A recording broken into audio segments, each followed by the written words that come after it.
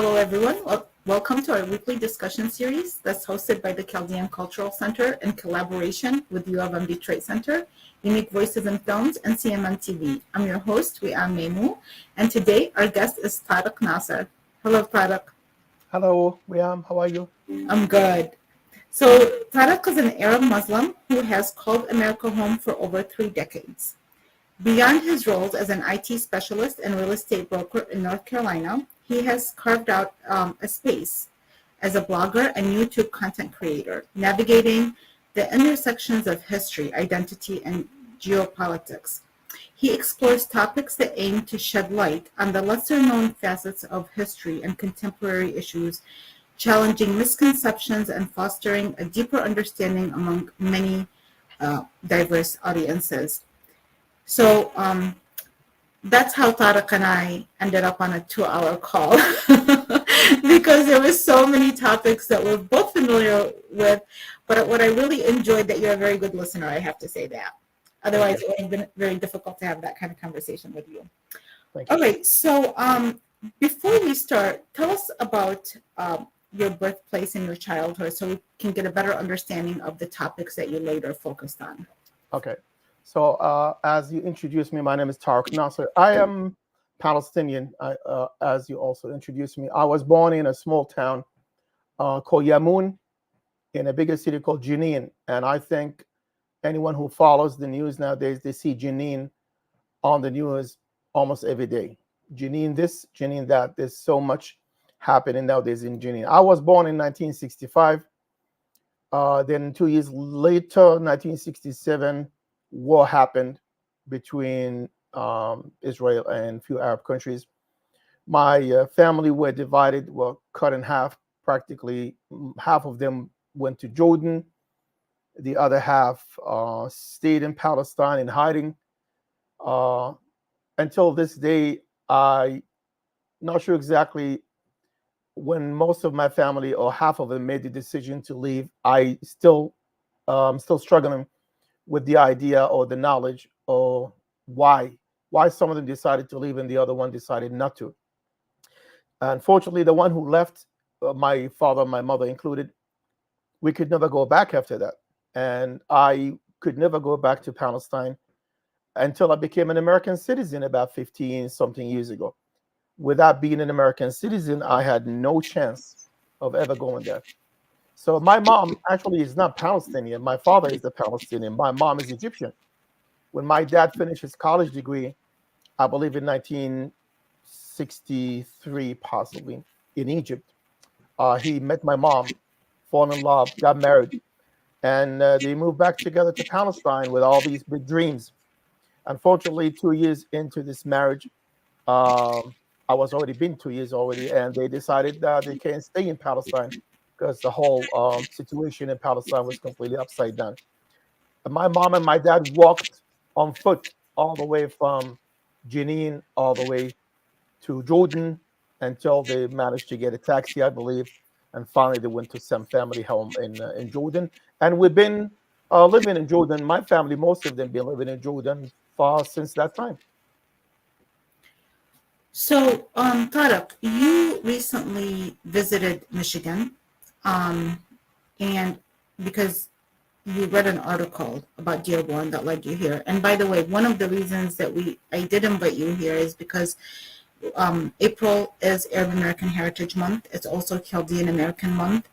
And we discussed so many things. I mean, we're both from the same region, different religions, different countries, but we're both from the same region. And from what you just described, our families have experienced, our people have experienced similar experiences in different ways.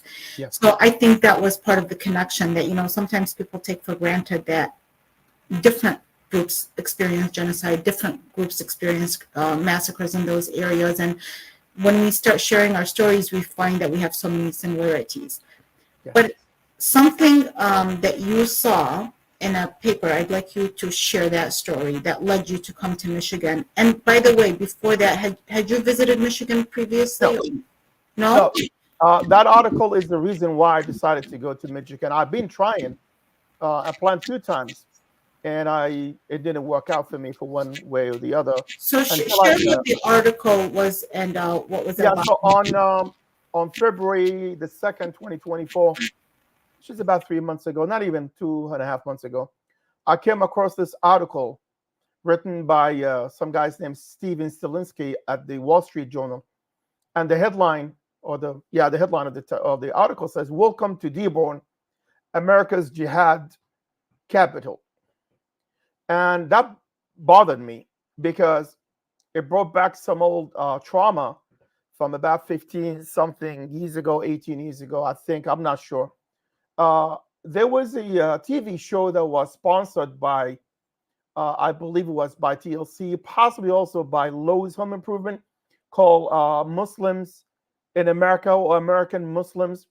And the entire show was filmed in Dearborn because of the fact that the Arabs and Muslims are the largest community in America. And that show caused so much um, trouble to Arabs and Muslims to the point that many organizations, mostly the Baptists, the Christians, right-wing Zionist groups, put a lot of pressure on the producers of the show and on Lowe's Home Improvement, who were sponsoring the show, to stop sponsoring the show. And sadly, they capitulated and they stopped producing the show, and that was the end of it. And I remember vividly one time when some Americans, some sadly ignorant American, who commenting on the show, how the show does not represent the truth about Arabs, the truth about Muslims, and Muslims and Arabs are not peaceful people, and this show is just nothing but a propaganda. And when I look at myself as an Arab, as a Muslim, who was married to an American woman with 5 kids, I look inward and say, what is it that I'm doing so bad that people can't even tolerate a TV show that talks about me and my people? So that was years and years ago. Then this article came on Wall Street Journal, and I told myself, maybe today is the day. I need to go see for myself and visit Dearborn and document it, which is what I did. I have tons of footages and videos, and I'm working on making a nice size video. I might even make it 2 sections of videos. And I had the pleasure going to the museum, the Arab Museum in Dearborn, and that was an eye opening for me. Um, I did not know the Arabs in Michigan began arriving there almost since 1880 or even prior to that. I did not know that. I was under the impression maybe in the past 50, 60, 70 years tops. Apparently, I was wrong.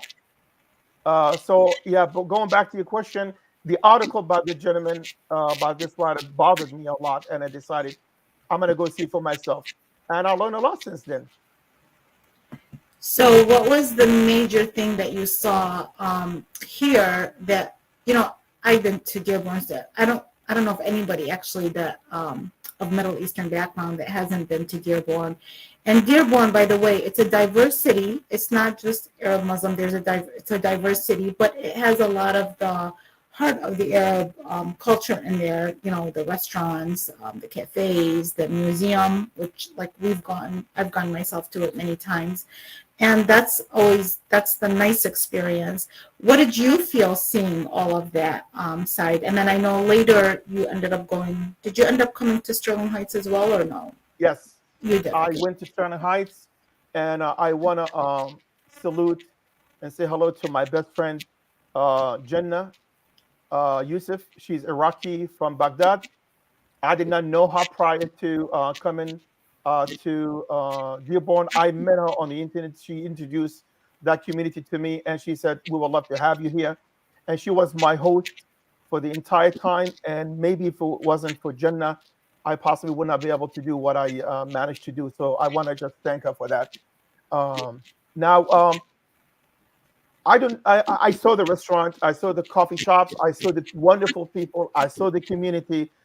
I fell in love with it. In fact, I fell in love so much that part of my brain is literally thinking about moving to Dearborn. This is how much I fell in love I with it. remember you were having a hard time leaving.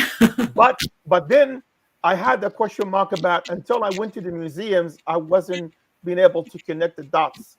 Like how these people so comfortable in their skin here in Dearborn. One thing struck me about Arabs from all diverse background in Dearborn, unlike any other city in America, and I travel a lot in America, and I met a lot of Arabs in all sorts of cities and counties and states. Only in Dearborn, I saw Arabs behaving like they own the place. They're not feeling inferior. They're not feeling as a second class citizens. There's no that of, oh my God, someone looking at me. Look, they're watching me. I did not get that. Unlike any other place in America, me as an Arab, the minute I open my mouth, the minute I start speaking, people start looking at me. It's just instantly.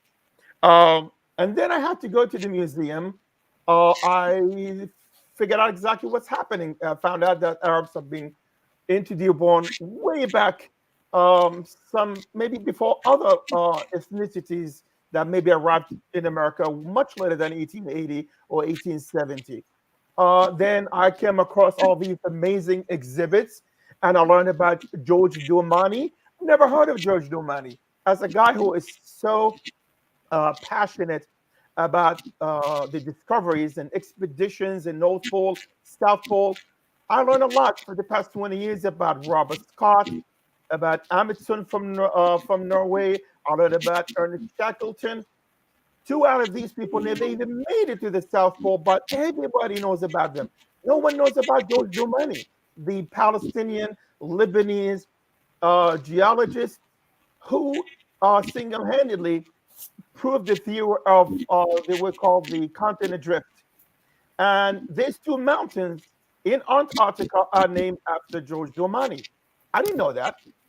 So that kind of made me sad how I know all the other people from Shackleton to Robert Scott, but I never heard of Domani, not even in any channel that talks about discoveries. And there's many of these drama shows that, in fact, gave him more than enough time. I never heard of this. And then I heard about Krista McAuliffe, the lady who, what do you call the substitute teacher who died on the Challenger shuttle in 1986. It turns out that she's a half a Lebanese, half Arab. I did not know that. I did not know that the producer and the screenwriter of one of my favorite movies, Liar Liar, is a Lebanese Arab. I did not know that. So all these things I learned from the museum. And I actually had too much, almost like 500 photos and 3 videos possibly. I could go on and on and on and on. Yeah, the museum, I gotta tell you, like I visited it many times, and it's very hard to fit everything in within one visit because there's so much information. You need much more of that. And I learned the hard way too that next time if I go, and God willing, I am coming again for that, I'm gonna fix my cameras because I think the museum is a little darker for my camera's taste. So I need to bring a better camera next time because some of the photos did not come out really. This was like a rehearsal. Yeah, sadly. But overall, I came up with an amazing. And also, you were planning, it didn't work out, but you were planning also to come to the Chaldean Museum. And that didn't work out because that didn't work out. But I know that you had intentions to come. So, inshallah, absolutely. I want to, and now since the weather now is nice in spring, it's perfect time actually. Yeah. Oh, that will be nice. So you know what, Tareq, and then because when you wanted to come to the museum, so you were asking if you can take some footage. And so Zina, who works with us, she contacted me, and then I contacted you to kind of see the content or what was the purpose. And we ended up in a very nice conversation. Very, very nice. That was, neither one of us really planned it. No, and it was fun. You know, the thing is, again, like there's this commonality that we have, and I think especially if you were born there, like I was born in Baghdad, you were born in Palestine, so when you're born there, there's like a different level of feelings I think that people connect to. But you know, we had a conversation about our different faiths, the Arab Chaldean identity, and a lot of other topics, and it was a very nice conversation. And I feel like you learned some things and I learned some things from this conversation, but in your opinion, how can we, just people in general, engage in respectful discussions about sensitive topics, including like right now, even the Israeli-Palestinian conflict? How can we have that without just merely pointing fingers and just one feeling like the other should be like, excluded from the table? I mean, you're from that region. You would be the best to kind of give that feedback, especially I think the fact that you've been here so long. Sometimes it helps when there is a little bit of a distance because I think that a person can be, sometimes when you're too close to that region, it's just harder to think the way that you might be able to give feedback about that. That's true. Let me just say this. These are two different separate things. Let's say uh, the inner relationship between Arabs themselves, Muslims and non-Muslims, Chaldeans, different types of Arab Christians, Christian Palestinians, Muslim Palestinians. That is one group of people who need to reach out to each other and do a better job. I don't think we're doing a good job. And I've been accused all the time that I dive into too many topics and I go into so many territories, and people ask me, but why? Like, why you do that? And the answer to that is this is my nature from when I was much younger. I just love to meet people. I've been accused I talk too much. That could be true too, but that's for the purpose of getting to know more people, try to engage more people. I don't have a filter. I don't have a what do you call 'em, a partition in me. I don't have that. So I am an open person who want to meet all kind of people. I don't think we as an Arab community, Muslims or non-Muslims, Iraqis or Lebanese, I don't think we're doing a good job. I think we have many internal problems. And I do think we have, and this is just being strictly honest, I think we have within us some sort of a biases based on the region that we come from. And that is a fact. And we have to address that. We have to be honest with it, and we have to embrace it, embrace the diversities. But at the same time, we cannot continue having those biases because we will be divided. And when you are divided, you will easily be conquered, and no one cares about you. So that's a problem. Now, on the other side, But you Tarek, I have want to. I want to follow up with a question about you before you go to the other Yeah. side. You just made a very good point. I've been talking about that. I told you I'm also an author and filmmaker that I have tried to address these issues through writing, through storytelling. And I have found that this is one of the areas, it's one of the most important areas that we tend to not address things within our own selves, within our own communities that we can honestly talk about, that we know exist. Is there a fear of opening up to that area?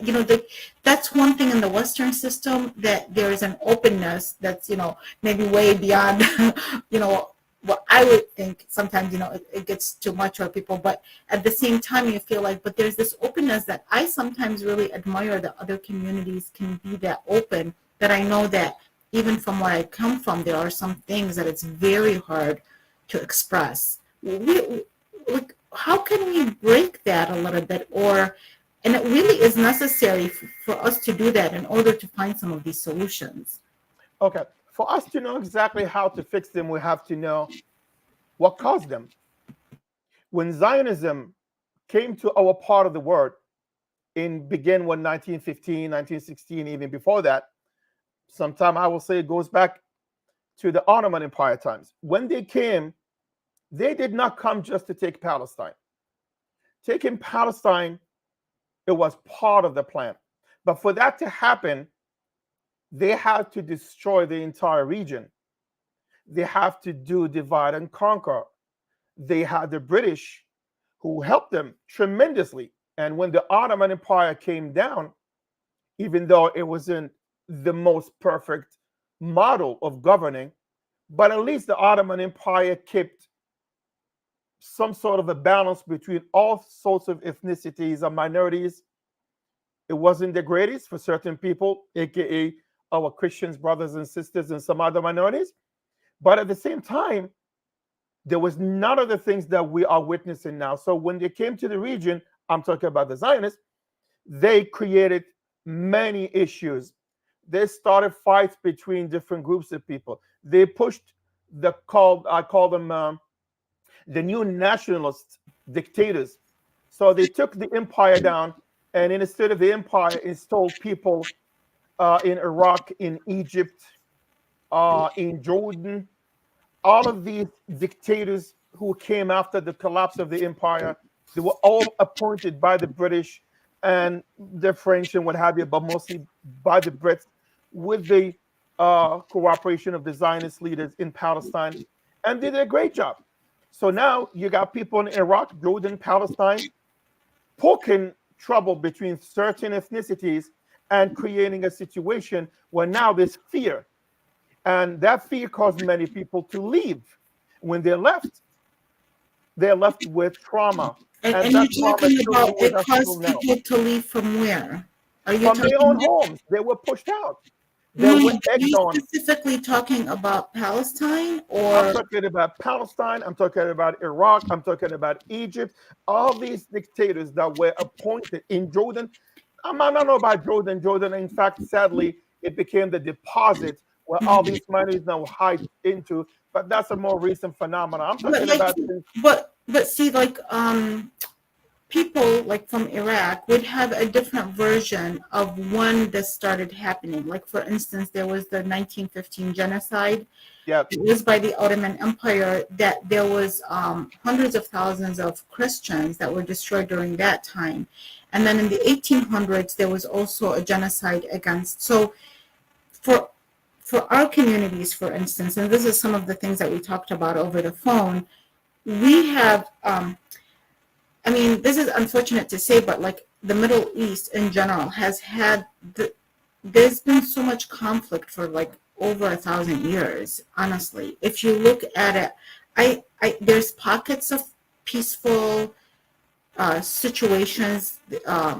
And, you know, like I remember for me, the government and the rulers are always, of course, different than the people. Like I grew up amongst the Muslims, and we felt like, you know, they were, I mean, we didn't even differentiate because the feelings is different when you're between the human beings and the ruling governments and things like that. So some of the things that you're seeing, like I'll give you a version, for instance, like for the Chaldeans or a lot of the Christians, for instance. We they feel like this has been going on for them, like, well, we couldn't share our identity or say who we are. But then some of the things that happened, including that article, which was upsetting to many people, including even I was disturbed by it because that city, you know, has a different meaning for me.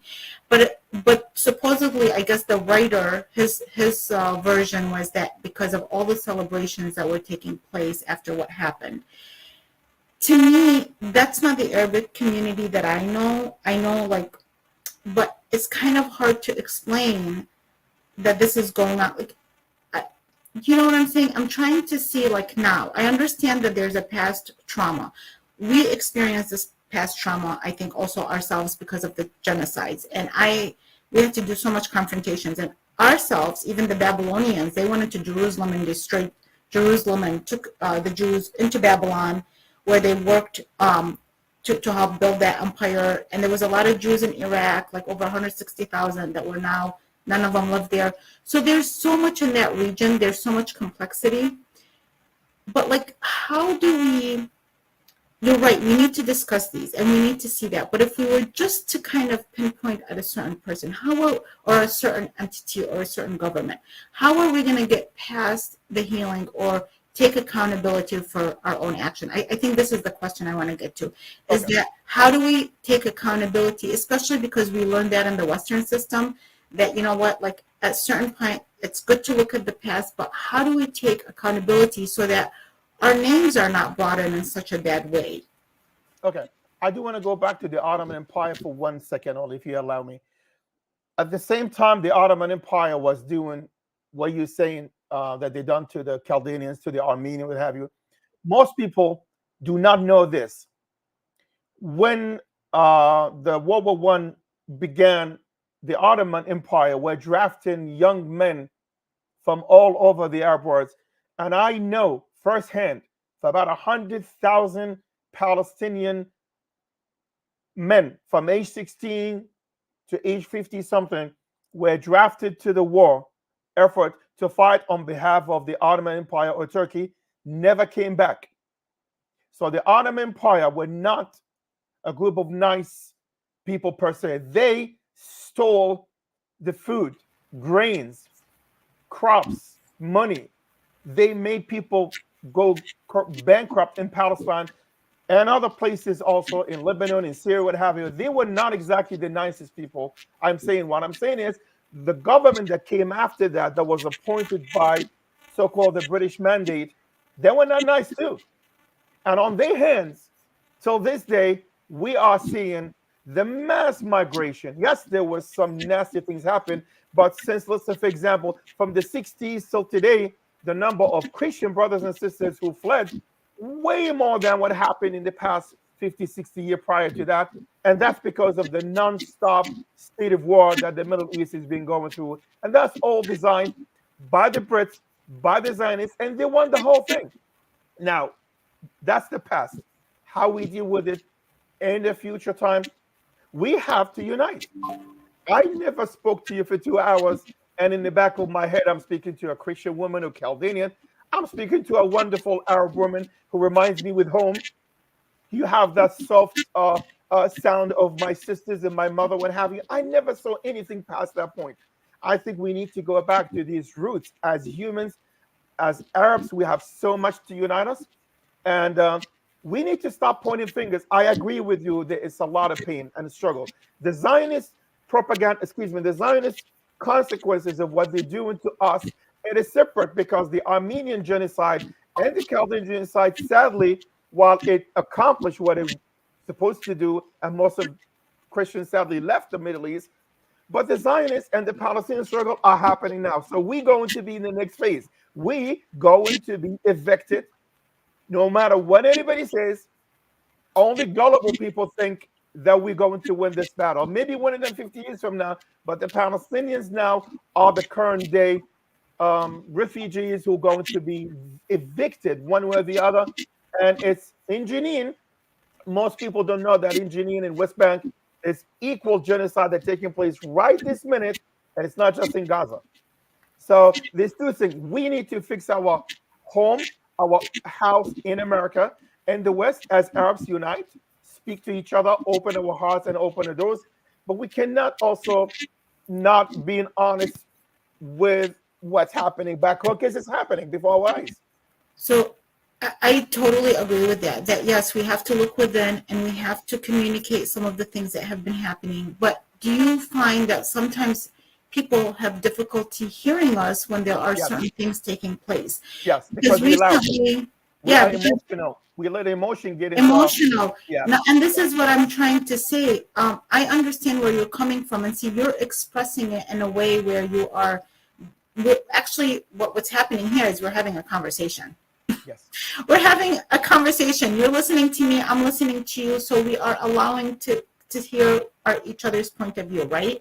And we're learning in the process. And sometimes just that listening is very helpful for the healing, by the way. Sometimes, regardless of, I don't have to agree, and you don't have to agree, but that listening helps create that relationship and that understanding and that healing.